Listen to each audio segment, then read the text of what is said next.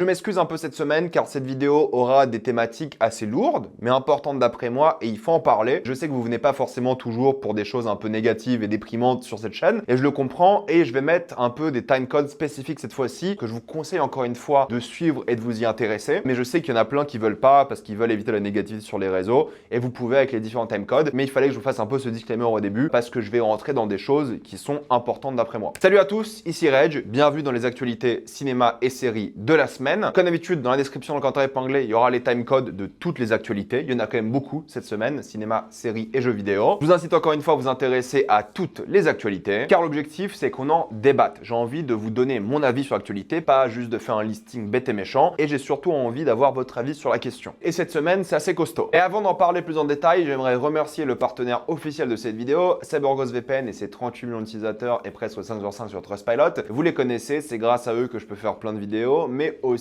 surtout vous débloquer des plateformes de streaming avec bien plus de contenu. Vous le savez, hein, vous prenez un VPN aux États-Unis, en Angleterre, dans plein de pays d'Europe, en Belgique, en Suisse ou même encore une fois en Amérique du Nord, au Canada, et vous avez la VSTFR et même la VEF dans certains pays pour ceux que ça intéresse, et les catalogues doublent de taille parce que oui, en France, on a l'un des pires. Netflix, il y a plein de films parfois pas très intéressants comme Madame Web ou Tout sauf toi, mais il y a aussi des chefs-d'œuvre comme Past Lives. Sur Disney+, vous avez des films que vous avez peut-être ratés en salle comme Wish ou d'excellents films comme Pauvre Créature. Sur Prime Video, vous avez l'excellent Godzilla Minus One au Japon en version noir et blanc aussi. Je rappelle, vous avez Argyle par exemple qui est sorti récemment en salle. Sur Max, vous avez Iron Claw qui est trop bien et Dune 2. Bref, vous débloquez plein de choses et même YouTube Premium, vous pouvez l'avoir pour beaucoup moins cher. Vous prenez un VPN en Inde, en Argentine, au Pakistan, c'est beaucoup moins cher et ça change la vie YouTube sans publicité. Et c'est plus simple aussi si vous prenez en Union Européenne comme en Roumanie, Bulgarie si vous voulez, mais c'est un peu plus cher. Croyez-moi, YouTube dans sa poche, écouter des vidéos comme des podcasts et tout, incroyable. Vous serez un peu en sécurité avec un VPN, que ce soit le Wi-Fi de l'université, la bibliothèque, de l'hôtel ou même de chez vous. Vous pouvez partager un compte avec 7 personnes au total. C'est disponible sur tous vos appareils préférés et c'est super simple d'utilisation. Tout le monde peut le faire en quelques clics seulement. Vous pouvez essayer par vous-même car vous êtes satisfait ou remboursé sous 45 jours et vous avez une assistance technique en français 24h7. Utilisez le lien dans la description, dans le commentaire épinglé afin de bénéficier de 83% de réduction plus 4 mois gratuits. Foncez sur l'offre. Première actualité, on est encore en plein festival de Cannes, donc il y a plein de films qui sont révélés. J'en parlerai la semaine prochaine des palmes d'or et tout, évidemment, des palmes qui sont données de manière générale. Mais ce qui nous intéresse aujourd'hui, c'est quand même Megalopolis. La bande-annonce a été diffusée. Je trouve que visuellement, ça a l'air impressionnant, ça a l'air beau, ça a l'air puissant. Encore une fois, c'est une bande-annonce. Les retours à Cannes sont extrêmement divisés. Il y en a qui appellent ça un énorme nanar catastrophique à 120, 130 millions. Il y en a qui adorent. Bref, le film divise énormément. C'est assez dingue de voir ça et du coup, ça me donne encore plus envie de le voir. Il divise pour plusieurs raisons. Les visuels. À un moment, il y a une scène dans le film où une personne physique, dans la vraie vie, vient sur le plateau de cinéma et répond au personnage d'Adam Driver qui est dans le film. Donc c'est un truc qui est trop bizarre. Et apparemment, en France, c'est pas sûr pour l'instant, mais il y aura littéralement une personne à chaque séance qui sera sur le plateau du cinéma pour interagir avec le personnage d'Adam Driver. C'est très étrange, c'est très bizarre. On verra si ça va se faire, mais je me demande vraiment comment ça va se faire. Il y a plein de choses étranges. Il y a des histoires maintenant de tournage qui sont sorties. Apparemment, Francis Ford Coppola avait toute l'équipe prête pour le tournage et il fumait de la weed pendant des heures sans rien tourner. Vous allez me dire, il fait ce qu'il veut, c'est son argent, même si je trouve ça très peu respectueux pour les acteurs qui sont là, on fait le déplacement et tout. Mais ce qui est important encore une fois, c'est à quel point les accusations envers Francis Ford Coppola ont été un peu cachées dans tous les articles de presse que j'ai vus. Apparemment, durant plusieurs séquences, il y avait des figurantes qui étaient pas très habillées, disons-le, et il les embrassait, il les touchait de manière inappropriée pour les mettre dans l'ambiance de la scène. Et c'est important de le noter parce que ce genre de comportement, surtout de vieux réalisateurs, ce n'est pas normal, et c'est quelque chose qu'il a toujours fait Francis Ford Coppola. Parfois, c'est de la manipulation vraiment mentale et psychologique pour certains acteurs, mais pour beaucoup de femmes, surtout, c'était de demander à des jeunes actrices de venir sur ses genoux pour qu'il leur parle. Comportement de psychopathe, soyons d'accord. L'art ne justifie pas le harcèlement, encore une fois, je précise. Et là, durant le tournage, il y a plein de figurantes qui ont dit qu'elles étaient très mal à l'aise par son comportement. Et il faut le noter, peu importe le statut du réalisateur, à quel point c'est une légende et tout, il faut rappeler ce genre d'histoire. On verra si les figurantes vont décider de porter plainte ou autre, mais il y a plusieurs figurantes qui sont venues et ont parlé de ça. Il y a plein de gens qui disent que le tournage était chaotique car ils ne savaient pas gérer son tournage. Bref, il faut aussi rappeler ce genre de choses et ces comportements-là qui ont toujours été très louches, surtout par rapport aux femmes de Francis Ford Coppola. Vous faites ce que vous voulez de l'information, mais c'est important de le noter aussi. J'ai vu la bande-annonce de Wicked aussi, ça a l'air dégueulasse, je suis désolé, hein, ça a vraiment l'air très moche, ça m'intéresse pas du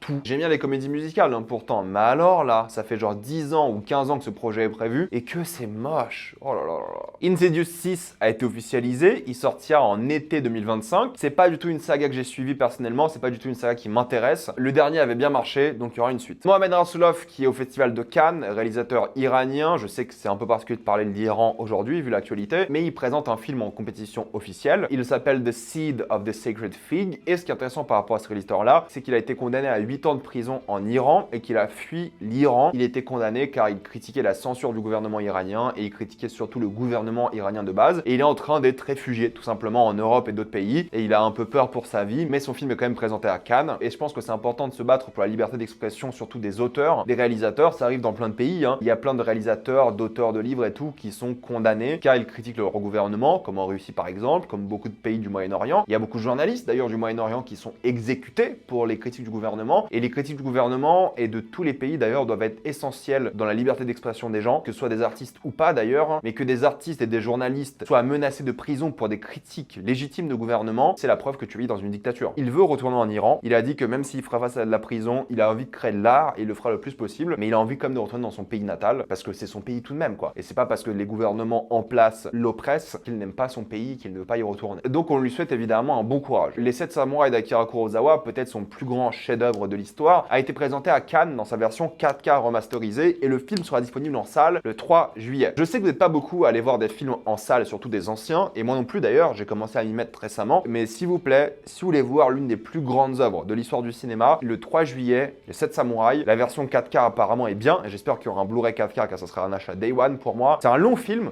3h30, mais c'est l'une des plus grandes épopées de l'histoire du cinéma, l'un des films les plus importants de l'histoire du cinéma, l'un des films les plus épiques, qui a inspiré tous vos films préférés. Genre sans les 7 samouraïs, il n'y a pas Star Wars par exemple. Mais bref, c'est l'un des plus grands chefs-d'œuvre du cinéma, donc mettez-le dans vos agendas, essayez d'y aller, croyez-moi ça vaut le détour, moi j'irai, c'est sûr. Un film John Wick est prévu spin-off sur le personnage de Donnie Yen, très bonne nouvelle, pourquoi? Parce que Donnie Yen, film d'action. Que ce soit un spin-off de John Wick ou pas, je m'en tape, mais juste Donnie Yen, film d'action, on est grave chaud, et pour moi c'est plus logique de faire un spin-off sur un personnage qui existe déjà, qui est trop badass, qu'un personnage de ballerina qu'on n'a même pas vu. C'est le seul projet John Wick spin-off qui m'intéresse réellement pour l'instant. Parce que son personnage dans le film était trop cool, et parce que Donnie Yen quand même. Le film d'animation Astérix, le royaume de Nubie sortira en 2026. J'ai pas vu les films d'animation Astérix pour être honnête, mais je vais m'y intéresser pour la sortie de celui-ci dans 2 ans. C'est officiel, Cillian Murphy sera de la partie pour 28 ans plus tard. Il sera pas du tout un personnage principal, loin de là. Il aura sûrement un rôle de caméo ou autre, on n'en sait rien. Mais il sera du coup présent dans toute la trilogie 28 ans plus tard et ça fait plaisir. Le tournage commence ce mois-ci. Mais dinguerie le boost qu'aura ce film, juste parce que le fait qu'il y ait Cillian Murphy et que c'est une licence déjà trop connue, j'ai trop hâte de le voir. Première image pour Return to Silent Hill a été diffusée, c'est Pyramid Head, classique, connu. Le film devait sortir cette année. Il y a des gens qui disent qu'il sortira l'année prochaine. Je trouve ça particulier de montrer déjà une image s'il sort l'année prochaine, mais bref. Ça m'intéresse, non pas parce que j'aime les films Silent Hill ou les jeux vidéo spécialement, mais je déteste pas non plus les films Silent Hill et je suis très curieux de voir ce qu'ils vont faire avec. L'agresseur Kevin Spacey fera son grand retour au cinéma. C'est pas 100% officiel, mais c'est Paul Schrader qui veut l'embaucher. C'est un truc assez particulier ce Paul Schrader parce que moi j'aime bien ces films, mais c'est un mec qui est sur un spectre très étrange, politique et social. C'est un mec, si tu regardes ses films et ses interviews, qui est profondément pessimiste et cynique. Il se rapproche presque du nihilisme à certains moments. Il est à la fois très woke, très libéral, très gauchiste, mais à la fois très réac sur plein de sujets. Parce que oui, le mec peut être très pro-LGBT, il a plus ou moins fait son coming out bisexuel d'ailleurs, mais à la fois il dit des trucs qui pourraient le cancel à mort. Il adore des artistes comme Taylor Swift et il va clasher les plus grands réalisateurs de l'histoire en disant qu'ils font de la merde. Le mec est une énigme. C'est ça qui est intéressant avec lui, c'est que parfois tu le détestes et parfois il dit des trucs qui sont tellement justes et intelligents et t'arrives pas à le mettre dans une case. Comme en vrai la majorité des personnes sont dans la vraie vie. Les gens n'ont pas juste un parti politique, ils sont sur un spectre de différentes opinions. Difficile de le détester, mais tout à fait compréhensible de le détester à la fois. Ce mec est un peu une énigme, surtout dans le paysage hollywoodien où les gens essaient d'avoir qu'une seule facette. Mais là où je suis pas d'accord avec lui, c'est qu'il a décidé d'embaucher Kevin Spacey. Il veut faire ça parce que Kevin Spacey a visiblement gagné son procès. Il y a plein de youtubeurs, il y a plein de journalistes qui ont dit que Kevin Spacey a gagné son procès, du coup il est innocent. D'ailleurs, même Liam Neeson et Sharon Stone sont venus soutenir Kevin Spacey. Liam Neeson, la dernière fois que t'as parlé, t'es passé pour un gros raciste.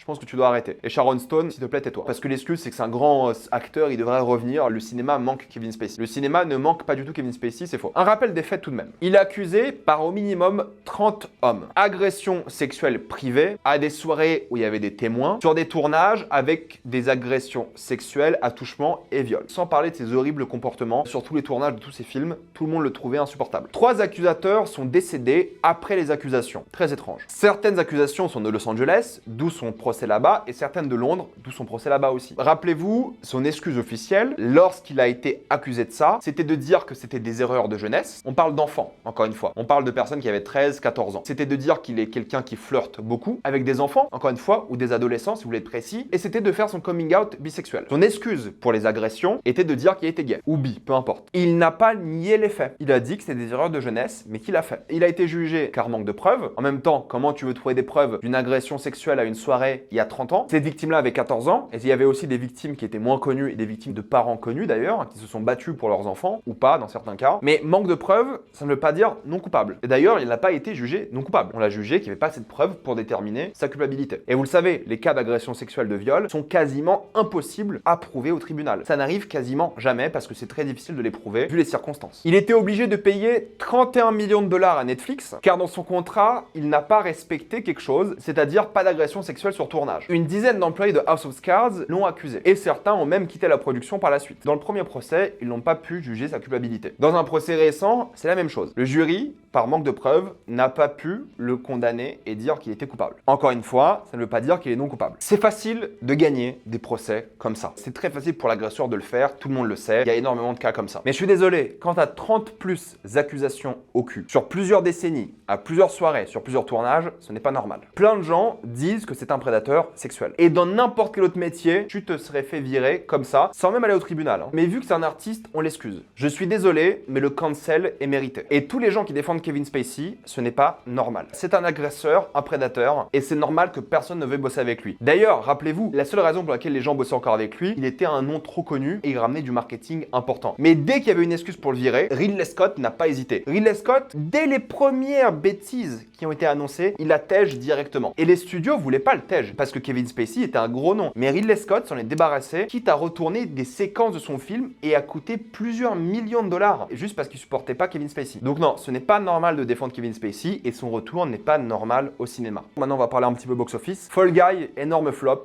au final. 127 millions au box-office international au bout de 2 semaines. Pour un budget de 140 millions, le film est disponible dès demain en VOD aux États-Unis. Il sera disponible sur tout internet dès demain. Énorme échec, énorme flop. C'est un peu triste à voir d'un certain point de vue, mais c'est un énorme flop et à la fois c'est pas très étonnant non plus. Même si je pensais que ça allait beaucoup mieux marcher. Blue & Company, If, que j'ai vu, j'en parlerai en bilan mensuel. 59 millions au box-office international pour un budget de 110 millions. Je comprends pas pourquoi le budget est aussi élevé pour le coup. J'ai vu le film, il y a aucune raison que le budget soit aussi élevé, ce n'est pas normal. Et le film est pas dingue, loin de là d'ailleurs. Je comprends le flop pour l'instant. Et La Planète des Singes s'en sort plutôt bien, 230 millions pour un budget de 160 millions. Le film devrait s'arrêter à 400 millions. C'est très bien pour La Planète des Singes. Tous les films de La Planète des Singes ont fait aux alentours de 400 millions, les récents. Donc c'est un bon score. Et surtout quand tu relances une trilogie, c'est pas mal du tout. Apple a annulé la série Constellation, vous connaissez mon avis dessus. C'est une bonne chose et une mauvaise chose à la fois. C'est-à-dire que la série saison 1 peut très bien s'achever comme ça. C'est une fin de saison 1, tout à fait compréhensible. Une saison 2 aurait été ok, mais l'annulation me déçoit pas parce que la fin est convenable et satisfaisante. Pour parler un peu d'Amazon, pas mal d'actualités, Nicolas Cage va bel et bien jouer Spider-Man noir dans la série Spider-Man noir. Alors encore une fois, ça sera sûrement pas le personnage principal. Donc vous attendez pas une série sur Spider-Man noir. Pour l'instant, en tout cas. Peut-être ça va changer d'ici là, peut-être ils vont changer un peu les choses dans le scénario. Mais à la base, c'était sur des journalistes et des investigateurs et Spider-Man noir apparaissait de temps en temps. Je trouve que c'est cool et c'est une bonne chose, mais attention avec vos attentes parce que vous risquez d'être déçus si vous attendez à une série sur Spider-Man. Peut-être ça va changer d'ici là, peut-être ils vont retravailler le scénario, mais à la base, l'idée c'est pas ça. Je pense que ça peut être vraiment cool, à voir comment ils vont le faire. Si on parle de Spider-Man, le projet Silk qui était chez Amazon a été annulé. Ils n'arrivaient pas à trouver un angle d'attaque, ils n'étaient pas satisfaits des différentes approches, différents scénarios. Sony a repris les droits et essaie de vendre le projet à d'autres plateformes de streaming. Pourquoi pas, ça peut être intéressant à voir comment ils vont le faire. Surtout que Silk va revenir un peu à la mode avec le jeu Spider-Man 3 qui va arriver dans quelques années. À voir s'ils arrivent à avoir un peu de synchro corporate à ce sujet-là. Roadhouse 2 est officialisé. Ça sera du coup pas un remake, mais une suite au film qui est sorti récemment. Pourquoi pas, le premier film était sympathique, j'ai pas détesté, donc ça peut être intéressant. Les Zones de Pouvoir ont montré leur première bande-annonce. J'ai pas grand-chose à dire au final. Oui, c'est beau, les effets spéciaux sont impressionnants, ça a l'air pas mal visuellement, mais encore une fois, la première saison avait l'air pas mal visuellement, mais c'est le scénario qui pêchait, il y a plein de problèmes, les personnages, les intrigues. J'espère que ça sera mieux, je le souhaite vraiment, mais gros bénéfice du doute, même si visuellement c'est impressionnant. The Boys a été renouvelé pour une 5e saison, ils sont en train de réfléchir à si si ce sera la dernière ou pas. Pour moi, ça devrait être la dernière. On va commencer à tourner en rond. Je pense que la saison 4 sera très bien, mais on va se taper, j'imagine, encore la même chose. Et j'espère que la 5e sera la dernière saison pour tout conclure. Encore une fois, si la saison est bien, tant mieux. Mais j'espère vraiment qu'ils vont réussir à avoir quelque chose d'intéressant et enfin conclure cet arc parce qu'il va commencer à traîner en longueur d'après moi. Monsieur et Madame Smith a été renouvelé pour une deuxième saison, mais sans les acteurs principaux. Et je pense que c'est ok.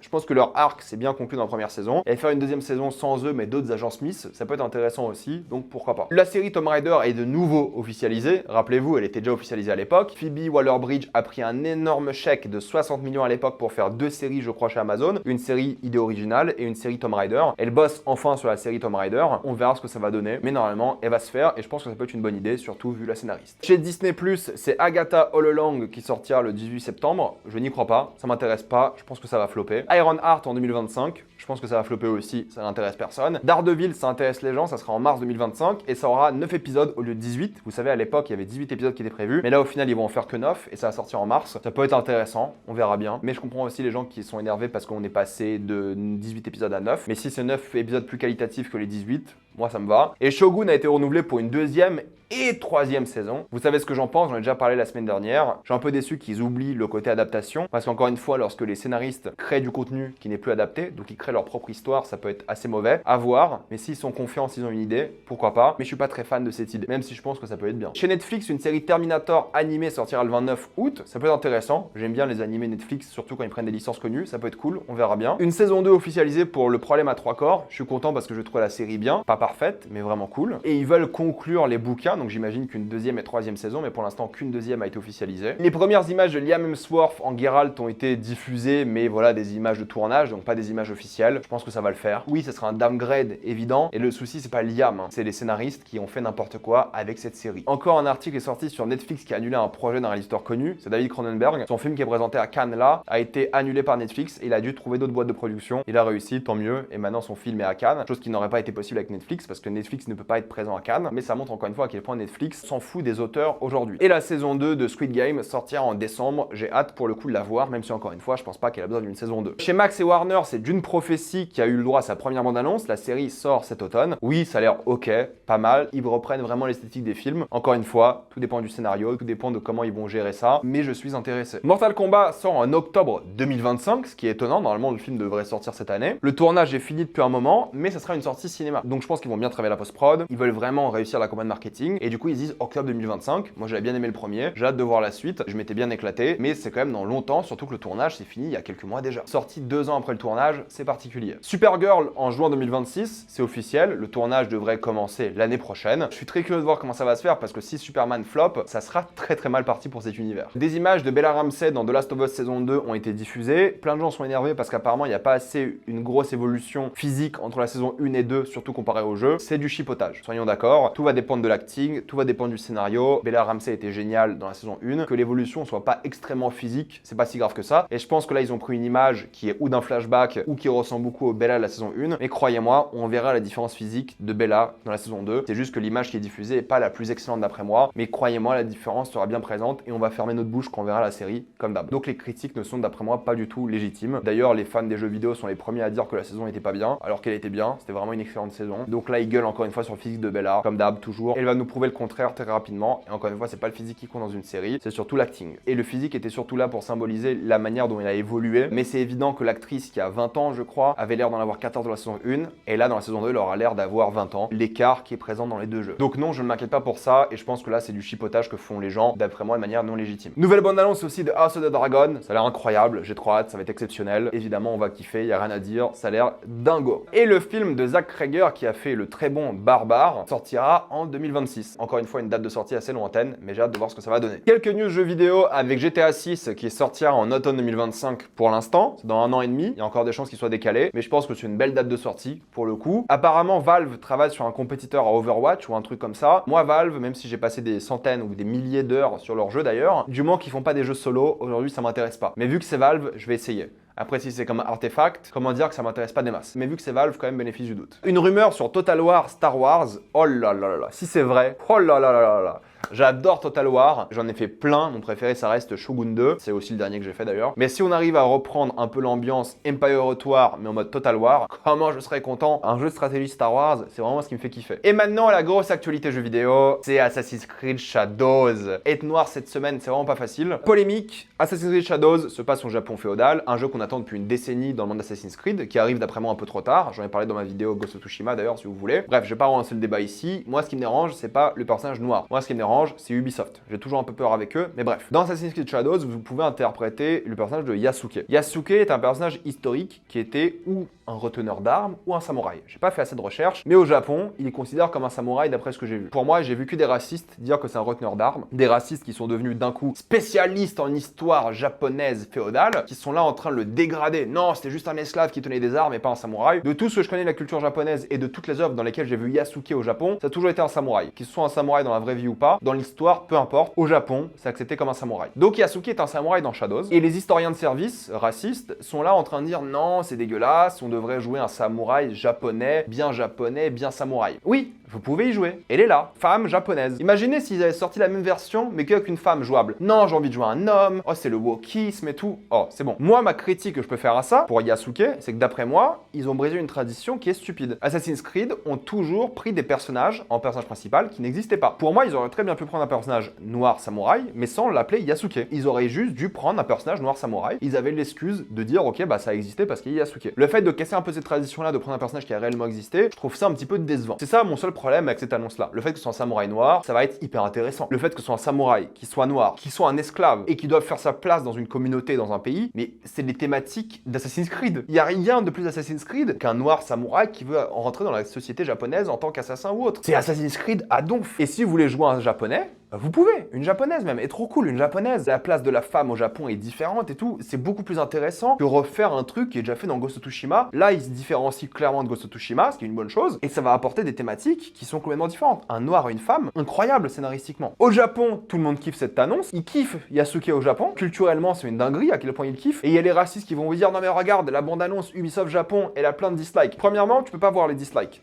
sur YouTube. Pour voir les dislikes sur YouTube, il faut prendre un plugin pour révéler les dislikes. Et comment est-ce que les dislikes sont révélés? C'est que tous les gens qui ont le plugin, ils prennent les données des gens qui ont liké, disliké avec le plugin, et c'est tout. Et majoritairement, les gens qui vont voir ce plugin, c'est les gens qui vont disliker des vidéos. Et la majorité des gens qui partagent le dislike, c'est pas des Japonais, c'est des Américains, des Européens blancs. C'est juste une preuve de leur racisme. Mais tous les gens qui ont liké sont pas japonais. Au Japon, ils kiffent. C'est un personnage hyper connu et apprécié. Et de toute façon, on vous a pas entendu parler lorsque c'était Ezio qui était en Turquie. Oh non, on n'a pas pris un personnage turc. On vous a pas entendu lorsque c'était un Gallois, Kenway aux Caraïbes. Ils ont pas pris un personnage des Caraïbes. Il y a plein de protagonistes noirs dans Assassin's Creed. Ils ont déjà joué des esclaves, si j'ai pas de bêtises, j'ai pas fait les jeux, ces jeux-là. Il y a plein de gens qui ont dit faites un Assassin's Creed en Afrique. Ils l'ont déjà fait. Ça s'appelle Origins. Jouer un égyptien, c'est mortel. Enfin, le jeu est pas dingue, mais le mortel comme idée. Pourquoi vous gueulez pas lorsque c'est un studio japonais qui fait Nioh et ils prennent un blanc blond? Pourquoi vous gueulez pas lorsque c'est Shogun? Pourquoi vous gueulez pas lorsque c'est Tom Cruise? Il est noir, c'est pour ça que vous gueulez. Toujours pareil. Chaque jeu d'Assassin's Creed commence littéralement avec un disclaimer en te disant attention, c'est de la fiction, on invente des trucs. Il y a des trucs de SF, des dieux, des trucs fantastiques de ouf. Et vous, ce qui vous dérange, c'est des noirs. C'est pas possible. C'est de la fiction. Au lieu de critiquer le fait qu'Assassin's Creed c'est devenu inintéressant, vous critiquez le wokisme et le racisme. Le jeu est dans le top des préventes, l'édition de luxe se vend très bien. Je suis curieux de voir ce que ça va donner tout de même. Il y a des trucs en termes de gameplay qui ont l'air intéressants et différents et ils ont l'air de s'améliorer. Bref, ça n'énerve que les racistes encore une fois. Rapidement, les sorties de la semaine. Cette semaine, moi, je vais faire très vite. Il y a que Furiosa qui m'intéresse au cinéma. J'irai le voir, on en parlera mercredi, c'est évident. Et la fin de Sympathizer, on en parlera aussi. C'est la série HBO, sans aucun problème. Mettez-moi dans les commentaires votre avis sur toutes ces actualités. Et avant de quitter cette vidéo, pensez à utiliser le lien dans la description dans le commentaire épinglé afin de débloquer toutes les plateformes de streaming en toute accessibilité et sécurité. Tout ça pour 2,03€ par mois plus 4 mois gratuits. Foncez sur l'offre et pensez aussi à vous abonner à la chaîne pour voir les prochaines vidéos. Mettez un j'aime, ça aide beaucoup la chaîne. Suivez-moi sur tous mes réseaux pour plus de débats, actualités et critiques. Et moi je vous dis à la prochaine fois. Salut à tous.